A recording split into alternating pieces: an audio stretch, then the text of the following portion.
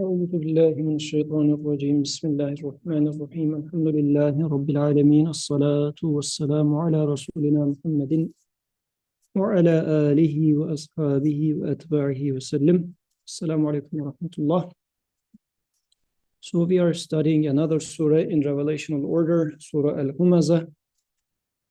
This is still at the relatively earlier phase of revelation in Mecca. This is a Meccan surah. So since I see one new name in the audience, so I would like to remind about our approach so that it's going to be not alien to our guest for today. So in these discussions, we are trying to read through Quran in revelational order to observe how Quran constructed a believer's mindset. But while doing that, we are reading it in a way that since the speaker, the one who speaks in the Quran, is the one who creates me, who is beyond space, beyond time, the speech, Quran, is a live text because the speaker is ever living. So in a way, we are trying to read the verses within my context as my creator talking to me, knowing what he creates. Like in the morning, I wake up with certain feelings. Within this context, I can read Quran and how it is speaking to me. So this is why, as we are discussing, we will try to read it in a way that first we will read it within its historical context, what the first addressees of Quran understood from this, and then we will apply it to read it to myself. What does my creator tell me today, here and now? And this being the case, also we are reading the Quran.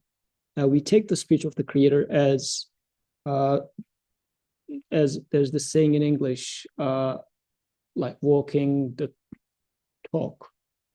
So somebody speaks, but acts by his speech as well. So the creation is the act of the Creator. And here's the speech of the Creator. And so I do expect a one-on-one perfect match between the speech, that is the word, Quran, and also the act, which is another type of speech, but in, if you like, creation, the existence itself. So this is how I'm trying to bear witness to the speech of God.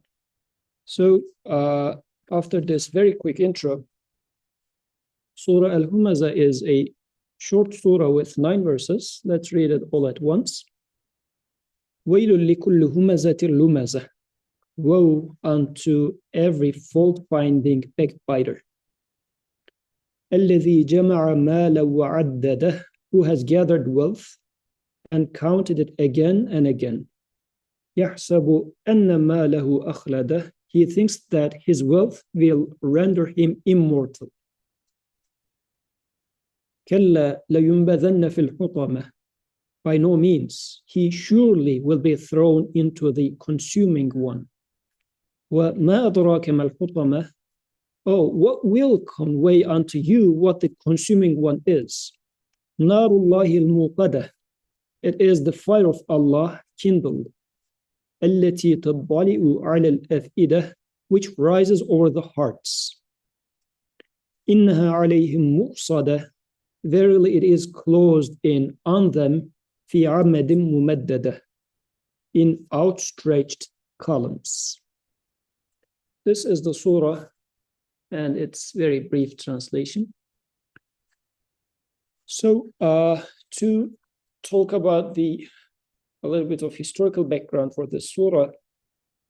So this is happening around the time that Prophet ﷺ message is being delivered to people, and people start taking his message serious.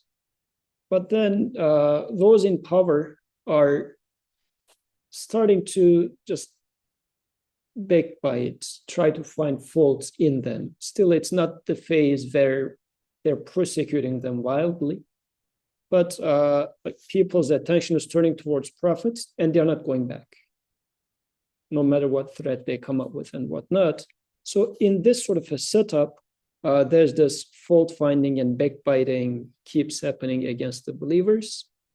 And then the surah is coming to describe the environments, how those, especially those that have cover, are having this upper hand talk, if you like, trying to find fault in what you're saying and backbiting, making a scene behind you.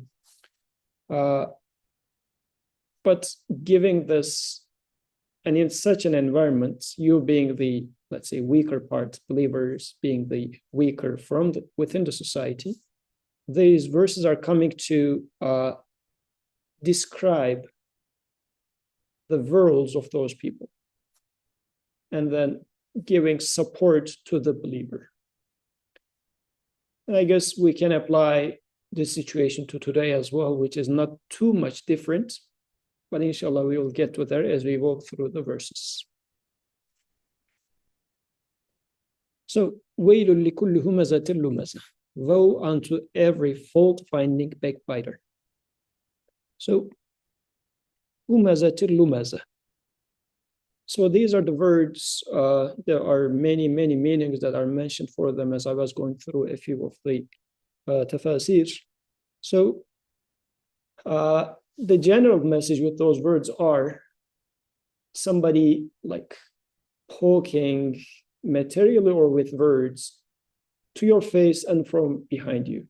So this is the general message. Somebody messing up with you, slandering and backbiting to your face and from your behind. So this is the general theme of this, these two words. So here I ask the question, what is this verse talking about for today's world? Like in the time of the Prophet, I said, wassalam, okay, the chiefs of Mecca is slandering or backbiting the believers. But in today's world, where does this apply? Do you see this, some slanderers and backbiters? And how does this affect you? Does it bother you? Any ideas? As a believer, and believer especially, since again, remember the environment in which it was revealed. So a person comes out who is, I mean, although trustworthy within the society, he was no one. Like he was a person, an orphan, and he was not a rich person himself, Prophet ﷺ. So he was not one of the chiefs of Mecca. Yet, and he was not a poet either, but he comes up with words which belittles their famous poems and everything so badly. So it's like, what's going on here? And the words he puts forward, people start following it.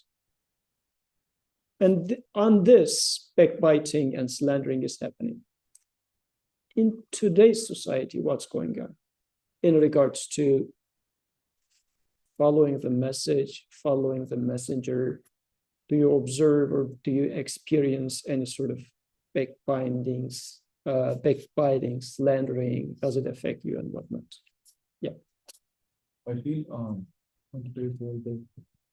so there's more debates, there's more like there's all these videos on YouTube that's like either denying the message or denying the prophet, and then they're doing this face to face too, like they're throwing this out in the world, and then they're also like at the back and trying to find faults in the Quran or in the religion or yeah, like I feel like maybe as a kid I didn't pay that much attention, but I feel like it's, to me personally, I feel like it's more now, more visible, more out there than before.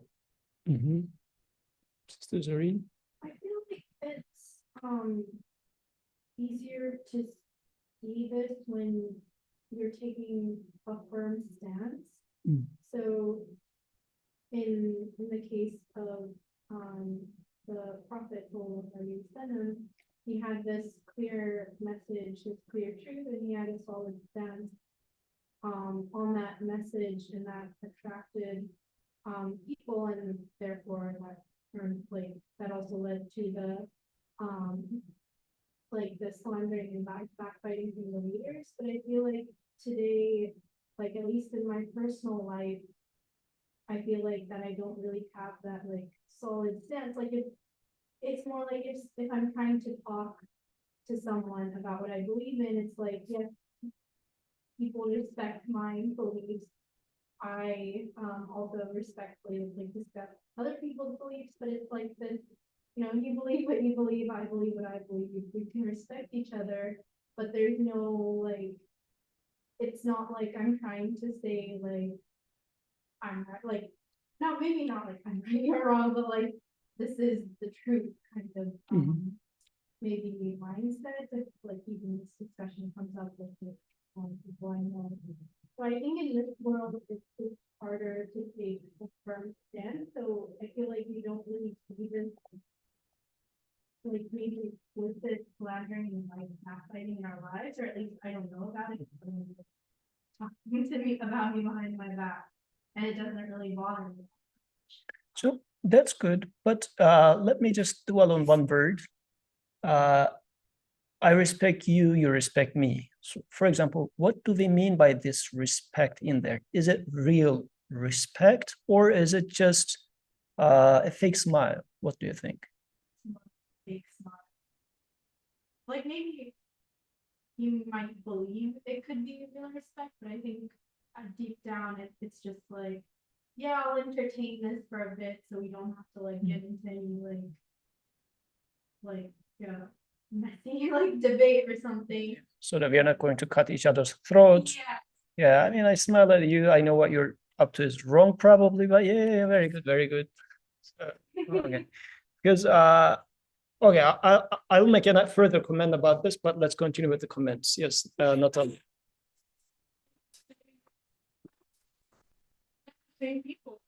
Like there are people in the world that are like make it their life to slander other people, but in this context, like our religions and other religions, I feel like everyone wants to be right in some way or another, and that is applicable to religion as well.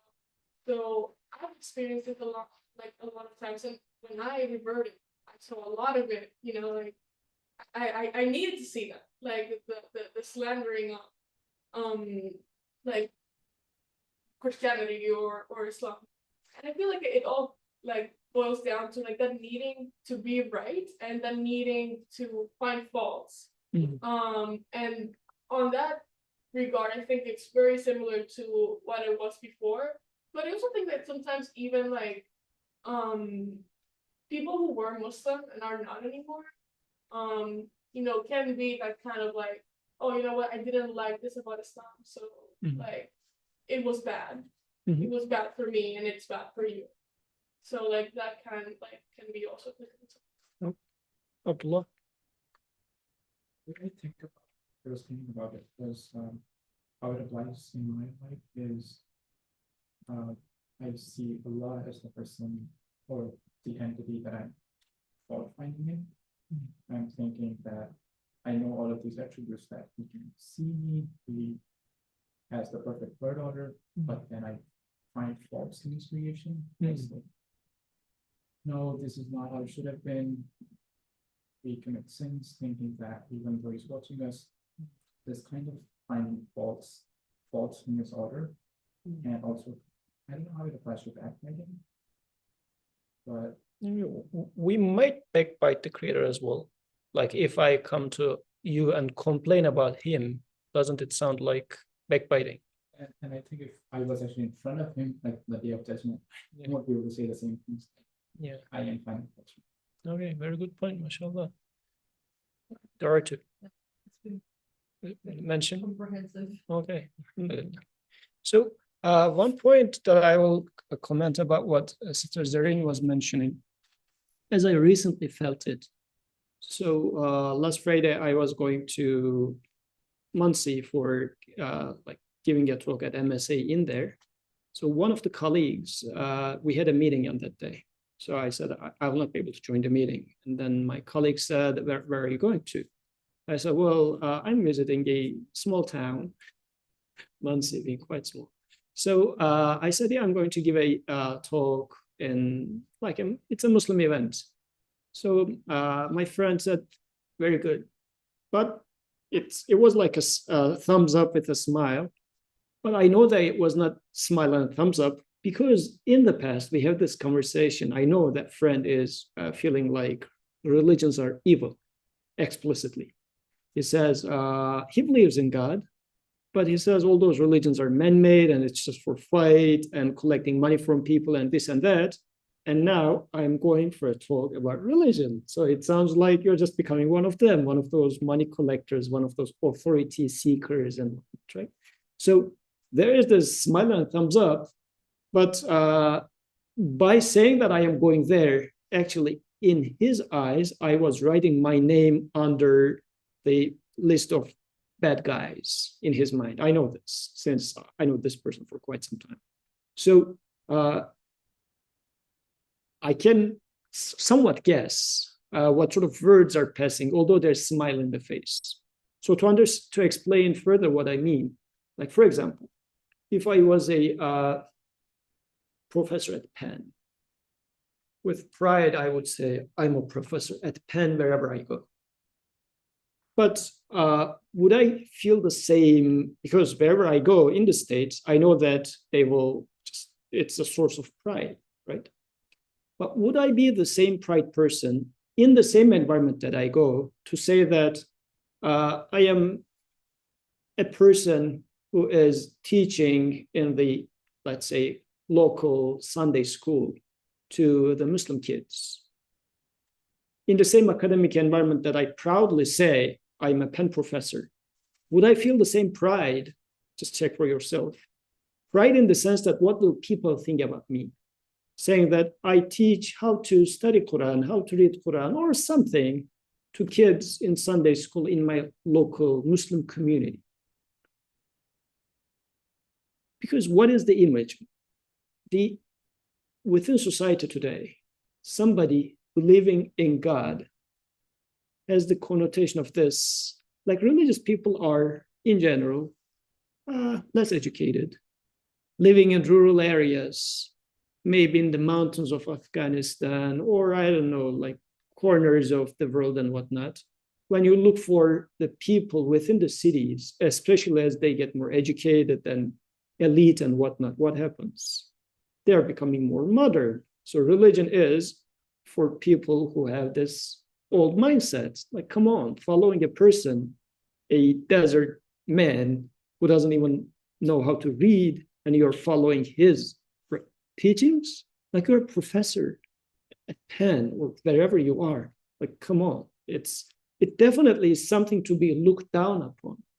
So even if no words are being spoken, they are being spoken, but even the eyes, the light of the eyes, or the angle of smile, I don't know if I am too sensitive, but I can sense that I used to be a person who was admired for his successes, academic achievements, and whatnot. Now I become this not properly thinking person all at once. Like I dropped so badly. So this, in today's society, that's not too different, practically speaking, is how I am seeing. And this is coming from like following another person, for example. And even this might be due to how we are understanding following the message as well. Like, do I bear witness to the message? Or I just go with the message just because the message is message? So if somebody comes and says, I mean, you guys are just blindly following a man from 14 centuries ago. I mean, this sounds very, I don't know. On the other hand, what there is the scrutiny of scientific knowledge.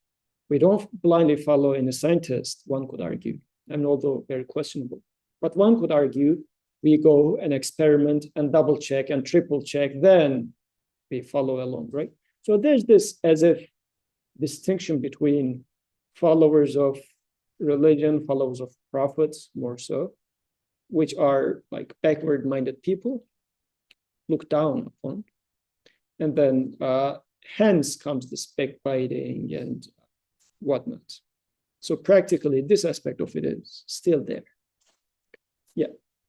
At this point, this whole kind of actually thinking of how it happens in kind of both instances of like, okay, let's say there's a person who supposedly is educated and they're supposedly also more religious, quote unquote. But there's this idea of you backbite about people who have went on the wrong path. So that's how you backbiting.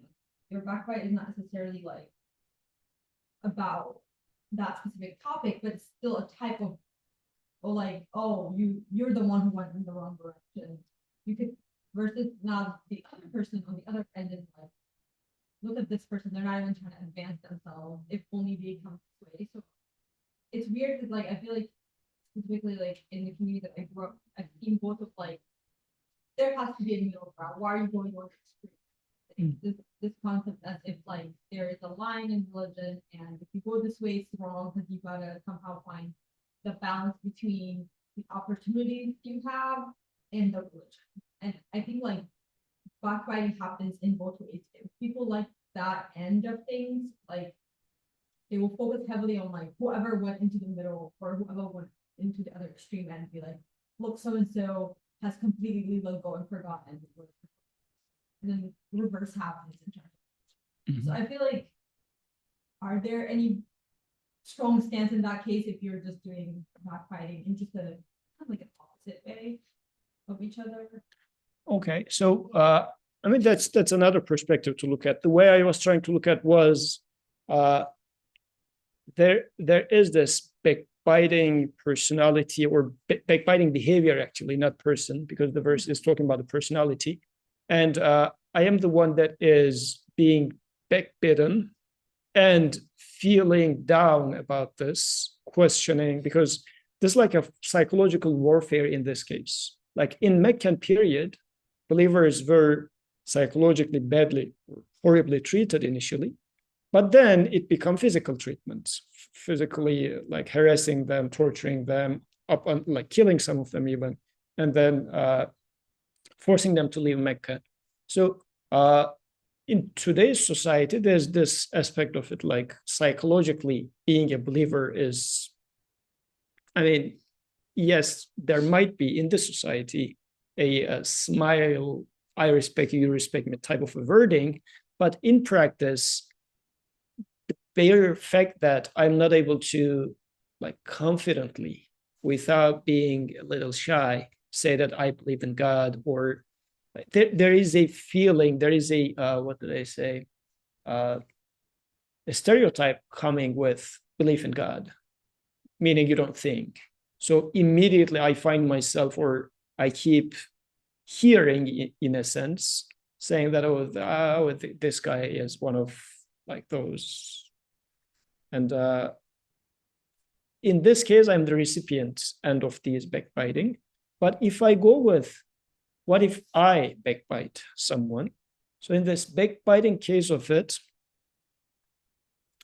how do I find fault in others? Then we'll need to take it into a different context, because now others are. Go ahead. You could, like, you could. Sorry, say it again. I was just thinking of like who is the backbiter, and I Oh, yeah. feel like it's both perspective. Like anyone can be a backbiter. It's not unique to like you're not prone to not backbiting. Like Okay. everybody has the kind of the default to backbite. Mhm. So I'm just saying like that's why I was like, wait, it can happen to just about anything. Okay. Maybe Very, very good point. Jazakallah khair. Yes.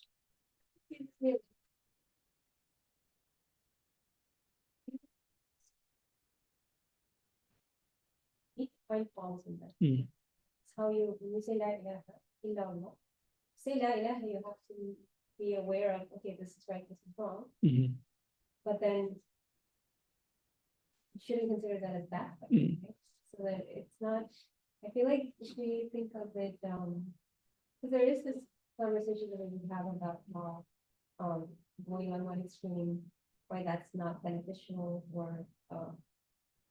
steers you away. Mhm. Those discussions, that's a necessary part of it, that you find, Mhm. what is it exactly in that path that is not, right.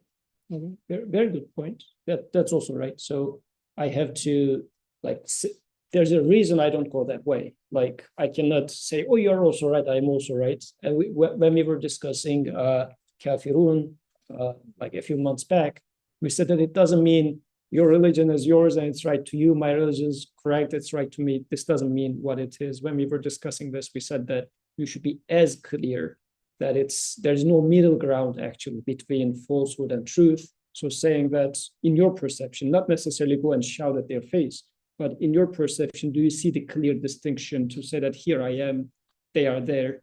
And so in this regard, yes. I was thinking of it differently in a way that, like, if you see a fellow Muslim and you feel like you're better than them in a way, like you feel like now, let's say I'm coming to these discussions and I see people and I'm like, oh, you don't even go to these discussions, you're not putting in the effort.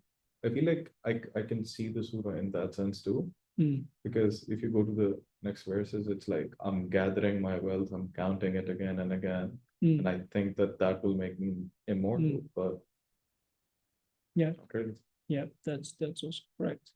So, and I guess the nature of that backbiting and slandering is not having this like clearly indicating or speaking for declaring truth. So I guess there is this sense of, as you were mentioning, like superiority, and I'm trying to lower somebody down to their face. I mean, to their back is even worse because would I be able to speak them the same thing to their face? This is what the distinction of backbiting. So the measure of backbiting is if I were to say this to their face, they would get disturbed. So am I trying to, and also like fault finding is some sort of it's a perspective which sounds like this is how my mom used to do. Like in Turkey, in the shops, you can make negotiation. But to be able to negotiate, you have to find a fault in the product. So she would always turn it this way, turn it that way, look for some sort of thing, I don't know, like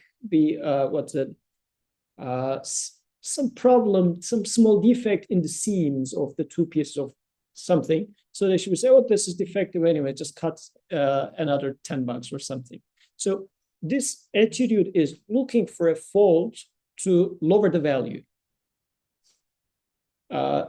This might be the attitude as well. Like, am I trying to find the truth and scrutinizing it just to make sure I understand? Or from the very beginning, my point is to put them down anyways. Hence, I am searching for a fault. And this looks to, if I apply to, as Ahmed was saying, if I apply to myself, I am good by default, and they are bad by default. And then I'm just trying to find an excuse to just point it out. Which might be, now this being our, I guess, second meaning, now we are studying, which might look to, I am trying to find some sort of self-gratification by putting others down. Because like, if we were to be born in the world, no notion of value, gold would be just another type of a stone out there. But we start defining values relative to each other. Or we find that, oh, there are lesser amount of gold, more amount of stone. So let's consider gold to be more valuable, this to be like value starts happening relative. So then I say, oh, this guy is a bad guy, therefore I am a good guy. So by pushing him down, I am pushing myself up, sort of a thing. So for self-gratification, I am trying to push them down. But the third meaning then, Abdullah's point was also very beautiful. So I am gossiping ultimately sometimes about my creator, slandering my creator. What is it? It's a, sometimes even it might be very sneaky. What is it? There was this Sufi show in Turkey at some point. Like there's this sheikh and he has his murid, like students. Student comes and says, like complains about somebody else. And then he says, well, I'm not complaining, I'm just narrating. And he used to say, narrating is complaining. Like he uses the Arabic word, it sounds more poetic. He says, hikayet is like shikayet. Shikayet means complaint, hikayet means just narration. So he says, just narrating is complaining. Why are you narrating the problem to me? So sometimes what happens, I come to Ahmed and say, Ahmed says, how are you? I said, well, I'm good, but nowadays I'm going through this sickness, that sickness, and I'm reporting him about some hardship in my life. What's my purpose? Am I complaining about the one who gave me this hardships? Like, if I'm truly thankful, I would probably report it in a different way, or maybe not report it at all. But within that report, sometimes there is this sneaky way of complaining about the giver of those hardships.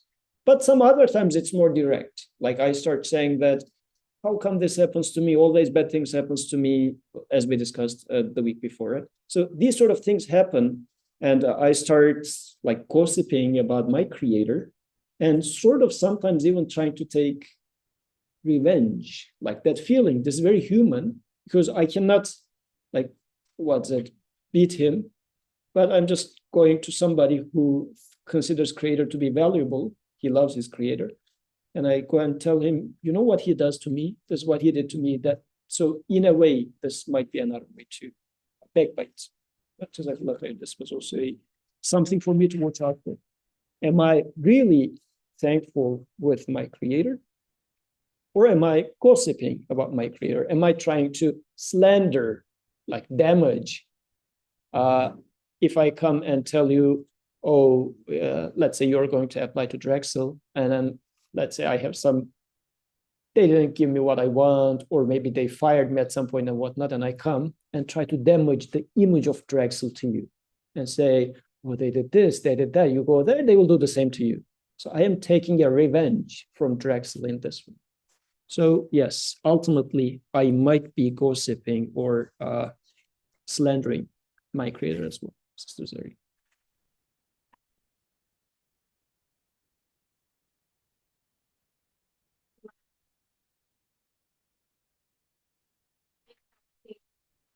That to protect like other people from maybe falling into a similar situation as like in your example, as you were wronged by Drexel somehow. So you're telling people, they were capable of doing this kind of thing, so be careful.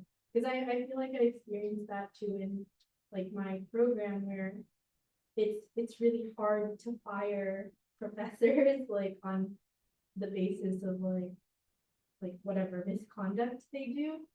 So one of the ways to like kind of, I guess, punish like any type of like bad behavior from professors to like tell people in the department, steer clear of this person because this person's a bad mentor. Yeah. And you will be driving me flat. So I guess how do you So, this goes a little bit in the domain of human relationships and how backbiting works in there, in this more so in the social interactions rather than belief or backbiting of God. But even in this case, let's say somebody comes and it's a very practical problem. Let's say somebody's going to start getting this person as a mentor and asking you, what do you think about the guy? And actually, I recommend students to go and meet the students of their future advisor in person, saying that in full confidentiality, how is this person? I'm going to shut my mouth. Just tell me. They should honestly ask this question. And there happen such cases. Nobody asked that question to me. If they were to ask, I would hint things because I wouldn't like that, because a PhD is like 6-7 years, almost like a marriage. Like you wouldn't like to ruin that student's life for their own good. And since they asked, I would say, stay clear. Maybe I will give details here and there, but my purpose is not to take revenge for my professor in this case. Like I'm not trying to, oh, you did this to me and now see what I will do to you. It's not that attitude, but the attitude is more so for, since they asked and their goodwill, this is not backbiting. Because people will ask you about stuff. Like, let's say they are trying to get into marriage. Definitely you should clearly indicate or hint or somehow, not to take revenge from the other guy, but it's more so for the sake of istishara. Somebody is asking your opinion, and shura, like the counseling, is mentioned in the Quran also, and it's very humane. So it's a separate thing in this case. Yes. The way I think about this is, I think we should give advice on what right is and what wrong is. Like, let's say someone is going to look up for a mentor, you should say like, these are the qualities you should look out for, these are the qualities you should try to avoid.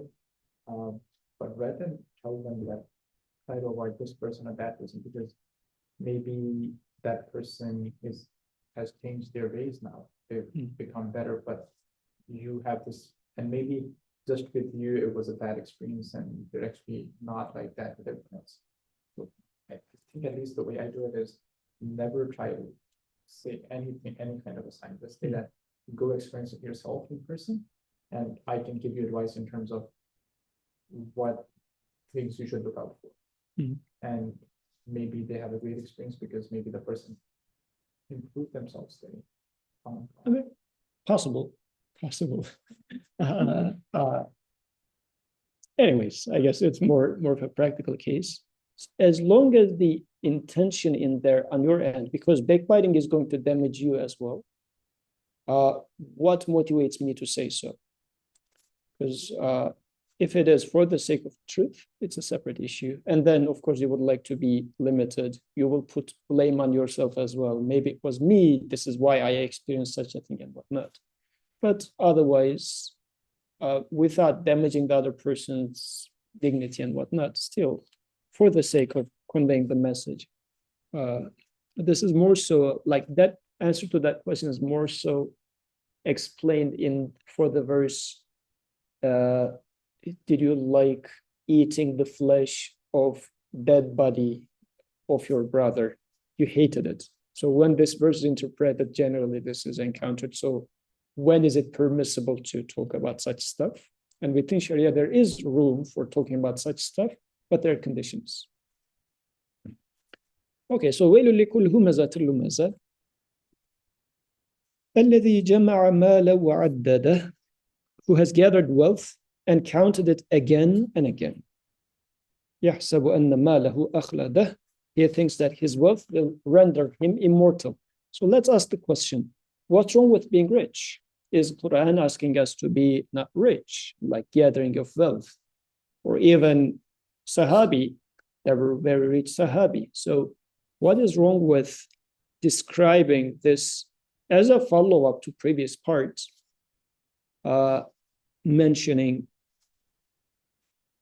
piling up wealth and counting it again and again, thinking that it's going to make me immortal? Yes.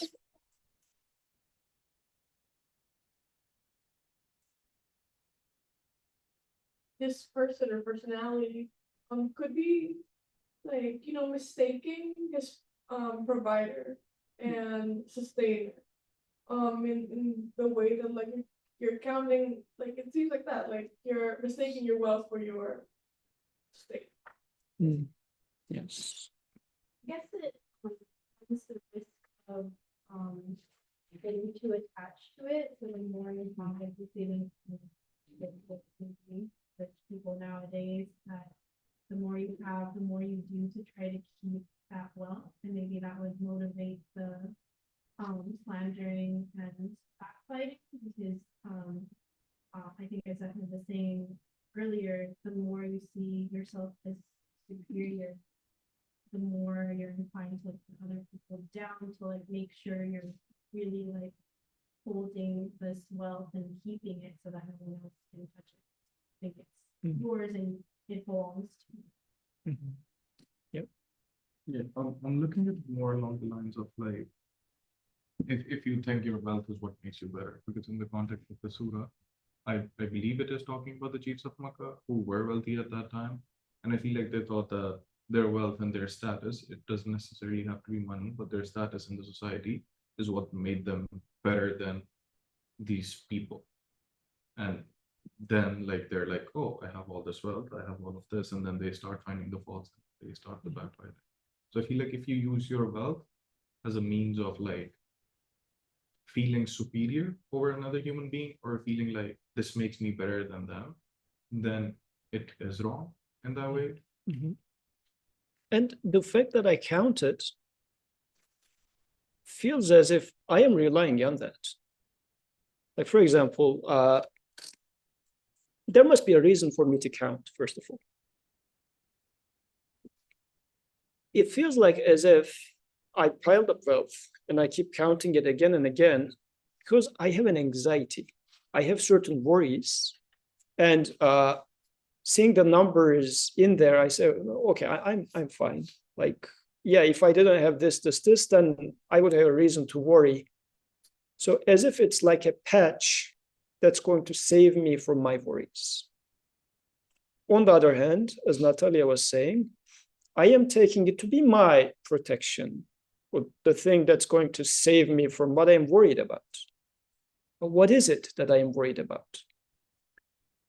What is human worried about so that we try to patch it by stacking up some sort of a wealth? Yes, it could be money, it could be title, it could be like my grandfather used to say that if you have 6 brothers, he was talking about Turkey, like, I don't know, 50, 80 years ago, who would say, oh, you're like the state, because people will be afraid of wronging you because you have 6 brothers, right? So sometimes stacking up family, stacking up the community that you're part of, and you're relying on them. So whenever I go and reconsider these, thinking that يحسب أن ماله أخلد, is it going to make me immortal? Does anybody really think that it's going to make them immortal?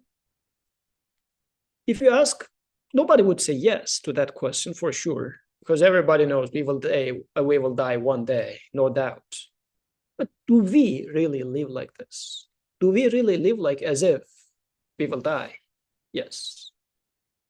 Like, whenever I think of kind of the immortal side of things, it's not necessarily like the physical body, but rather the message or the idea that they're still staying behind. And this doesn't always come through money. It can also come through, for example, children. So I was recently talking to somebody and they were like, well, obviously you should have children. And I'm like, why though? He's like, then your name will be left behind. Like, how else would you be known if you didn't do that? And I'm like, but it doesn't matter, I'm dead. But to them, that concept was like, why would you even say that? Of course you want to leave your name, your family behind. So it's another way of trying to stay immortal. And it's like, oh, you have children and your DNA and everything is passed down. So therefore you continue to quote unquote live on, which is weird because if you compare to someone who can't have a child or you couldn't produce, then it's like, okay, now look at how sad that situation is. Nobody can.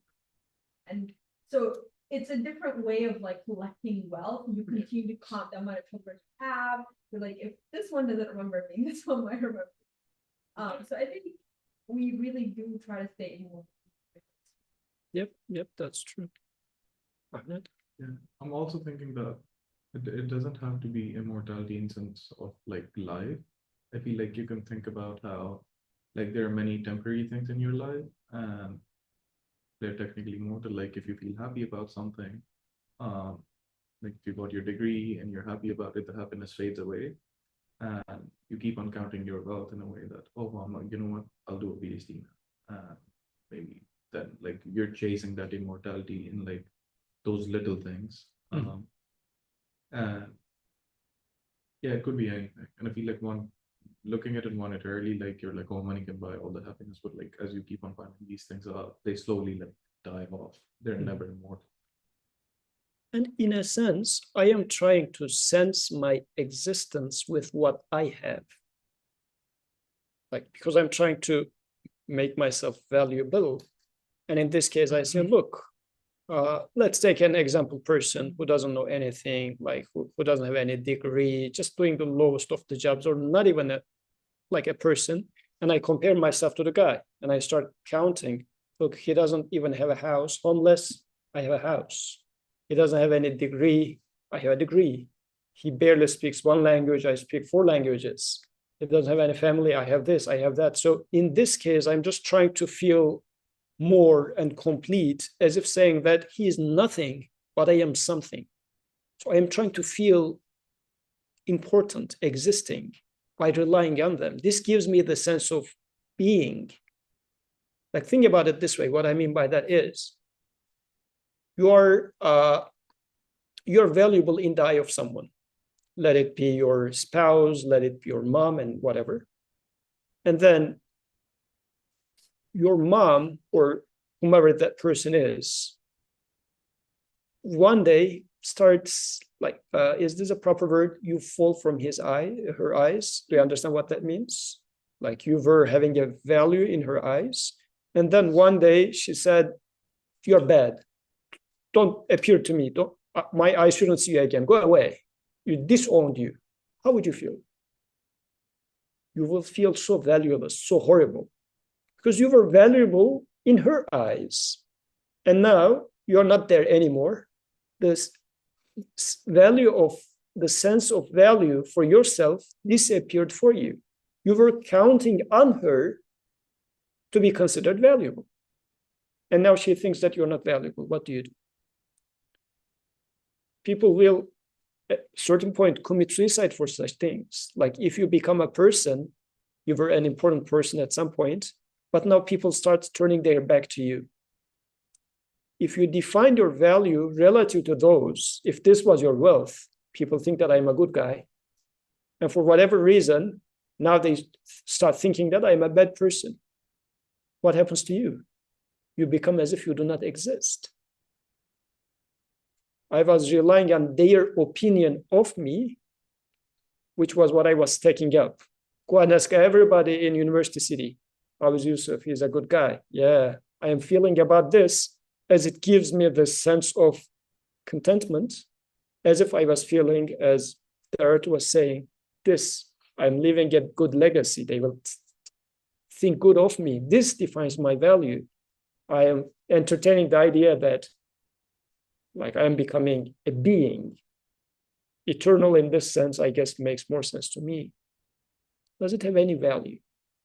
Sister Zareen, sorry. Sorry, I don't have a point right now. Okay. So rendering me immortal in this case is something that we are seeking. Although we are living a life, in the words we say that, yeah, I am dying. But I know you guys, but do I really live as if I'm not going to die? Today, as we were walking with my wife to school, I was telling her that I am doing so many mundane things in my life, postponing many important things, as if there will come a time where I will have enough time to work on these other stuff. Any of the things that I do daily, like going to work, teaching, doing research and whatnot, I just do them. If they were to tell me that, Yusuf, tomorrow morning you're going to die, I wouldn't come to work today. I would try to do something more important than just, I don't know, doing research. Yeah. What is important, right? Because like we spend a lot of time, at least like in the Friday lectures, but also stuff here, kind of conceptualizing the idea that like every part of your life can be important if you allow it to be. Mhm. If I have this job and I'm actually recognizing it as like a way to worship, then it can truly serve that purpose. Or it can be mundane. I often have a hard time of like, how do we get to that part? Because the line is like easier to actually go down. Yeah, that's correct. And then I'm like, well, I'm wasting my life. But then obviously I am in this track for a reason also, because I have to think like I'm not that good that I got to decide this career. I just ended up landing here. Yeah. So like keeping that in mind, then I'm also thinking like, okay, this is what I have to work with. These are the cards I have right now in front of me. So at least how do I incorporate that into my, like, because then I feel like I'm always seeking for what's important in my life and it's never there. What's in front of me. Yeah. So that's correct. I agree with that. But the way I'm trying to see it is, my mundane events like working or dealing with my kids or how my relationship with my wife, like daily part things in life, they could become important in the sense that eternal, not temporary. Because temporary means, yeah, I play with the kids and then the joy disappears and whatnot. How can I make it eternal? How can I make it so that it's not simply staking up wealth, which is going to go away, but it's truly going to become eternal? This really requires me to put some effort into finding meaning, purpose in them. Which means, do I look at the existence with the lens of Iman, as we have been trying to do on Friday discussions? It requires actively trying to do that. Alhamdulillah, we try to do it once a week on Fridays, Tuesdays here. But how much do I do that? What percent of my life is put on this endeavor? Plus, once I do this endeavor, in terms of like putting my feelings, my thinking on the matter, trying to understand it, how much do I practice this with my prayers? Because still my prayers are a good way to now establish this relationship with my Creator. Like, forget about my relationship with my kids or wife. My relationship with my Creator in the prayer, how meaningful is that? So do I try to put this active effort to rejuvenate those moments in life? So this is the part, for example, I am unhappy with myself. So I really put very little effort in there and still expect to make the rest meaningful. But where's the fuel for that? The fuel for that is going to come from the other side, but I do not spare or put enough effort in there. So you're right, it shouldn't be that, okay, I'm going to abandon the world altogether, or 80%, 50%, whatever. But how much room do I open in the other side to start this conversation of trying to understand what Iman means, trying to understand how do I do this, how do I study Quran as such, how do I incorporate it into my life? To the extent that I can do this, then the rest would become a second nature. Because the example for this one to me is, and this difference happens clearly between, let's say, social science people and engineering people, for instance. When they approach a problem, social science person approaches from a very specific perspective, although it's a new problem. An engineer will try to solve the problem in a mathematical way and whatnot. Why? Because this training becomes a second nature for them. When a new case arises, they approach it from how they were trained. So how does my Iman train me so that when I come to work, when I come to anywhere, I'm going to approach it with this lens? So this is the part that we truly need to put effort into. And I should ask that question to myself. How much do I spare for becoming a student of Quran, becoming a student of Prophet in this sense? And it really should require an active effort. So I think this is where the journey should start. Okay. So we started a few minutes late, but we are just coming to the second part. I guess we can stop here for the rest. Let me just read it once so that we think about it for next week. By no means, he surely will be thrown into the consuming one. And what will convey unto you what the consuming one is? It is the fire of Allah kindled, which rises over the hearts. Verily it is closed in on them in outstretched columns. Here are my questions if you would like to think about them for next week. So al-hutama means consuming one, crusher. What is it? What does it consume? What is consumer one, crusher one, as you can experience here and now? How and why is that related to the backbiting or slandering that was mentioned in the intro? How is that related? Then Narullah, fire of God. What does fire of God mean? Why the verse didn't simply mention fire, but mentioned fire of God. What does it have to do with God? Like, why is it not an-narul muqada or narun muqada? Why is it not like that? تطلع على الأفئدة, it rises over the hearts. And أفئدة in here means like it's different than qalb, although means hearts. The word fuad is used for the feelings, the consciousness. It's more like whenever this term is used in Quran, it refers to the, if you like, seat of all the feelings of human being. What does it mean that there's going to be this fire rising over or penetrating right to the middle of heart? What does this depict? What sort of fire? Assalamu alaikum. Alaikum salam, Brother Birkan. I apologize. I was waiting for Huda to stop crying. I couldn't speak before. So I know we don't have much time, but I think this is important. In the first few ayahs, I was checking the specific word that is being used. If you go back to the first three, if you don't mind, when it talks about the immortality, the word used there, the khalad, khulud, it is the same word that used when the Satan whispers Adam alayhi salam, and saying that, do you know that the tree, it is the tree of immortality. When he whispers them and trick them. So it seems that the immortality is something that we yearn for. It's not a delusion. It's something for human, the futra, the nature, is something that we strive for, quote unquote, naturally, by default. Okay? So it's something that we are designed for.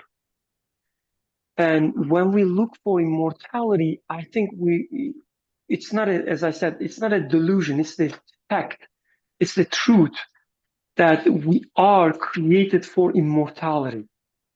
The delusion is, although this is the case, that I know deep inside that I'm yearning for and I'm created for immortality, the problem starts when I try to establish it or try to attain it through these intermediaries, the causes or wealth that I gather, either through a tree or through the money I have or the power I have, and so on and so forth.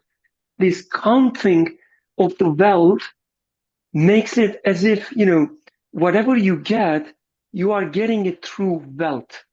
When you don't count it, this is very interesting. Like in the I don't want to take too much time, but in the academic system here, for instance, they make you count your achievements. You have to count them occasionally. Every year, they will say, okay, Birkan, we will listen to you. You will count us how many achievements you did. When you do it all the time, you start believing that whatever you get, it is through your number of your achievements. If you don't count it though, like firsthand, this is what happened to me at least, like when I was not counting my achievements, I always knew for 100% sure that whatever I get, it was given to me. It didn't come with my CV. I was so sure about that. But once they forced me to count every, let's say 6 months or every year, now I started believing that whatever is given is I attain them actually through the number of achievements I have. And when you get lost in such a thing, into such a system, you start feeling that you are powerful, and you start feeling the power of the system, the strategy as well. It automatically leads you, that's very interesting, like what is described here, It's a human psyche that, at least for myself, experienced firsthand so clearly, especially recently. I was thinking like, I used to not to do any backbiting, but last a few months and whatever, I keep doing it. And I was asking why. Now with these ayahs, it's so clear that as I think that I'm attaining these achievements, that I'm attaining immortality, the fame, whatever, through my achievements, I am inclined to think that I am powerful. I am part of this powerful system. And to survive in this system, I have to struggle. I have to compete, which automatically brings backbiting and so on and so forth. So the immortality, I guess, is not the problem, thinking that I will live immortality. The problem is that forgetting that you will live eternally anyway. It's not that wealth that bring it to you, but this is why you were created for. Sorry for the rest of time. Jazakallah khair. Very beautiful. Alhamdulillah. So let's conclude here, inshallah, and next week we will continue from verse 4. سبحانك لا علم لنا إلا ما علمتنا إنك أنت العليم الحكيم وآخر دعواهم أن الحمد لله رب العالمين الفاتحة